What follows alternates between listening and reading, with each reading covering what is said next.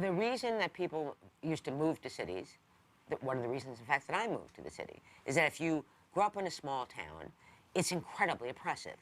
You know, it's very oppressive to have people know every single thing about you. You know, the nosy neighbor is not an urban figure.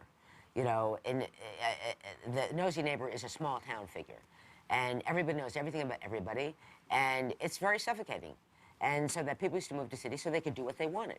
Even if what they wanted to do was just walk down the street without someone calling up and saying, I saw Joe walking down the street. But if you want to do something like other than that, you had to live in the city. And now people don't, I mean, anonymity is the worst thing that people can have, I think, because there's such a general desire for fame. You're a star, baby. Let me see that star quality.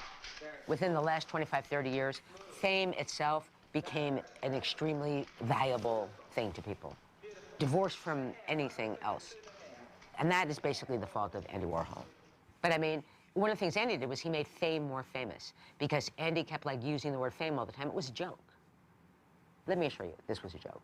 You take these drag queens who are actually criminals because it's against the law to wear a dress if you're a man at the time, and you say, this drag queen, of course they want to be a movie star. They want to be an exact movie star.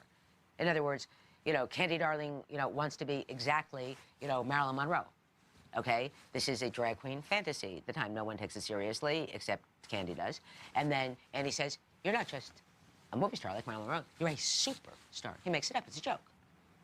It's a joke. This is what ruined the world. This is what happens when an inside joke gets into the water supply.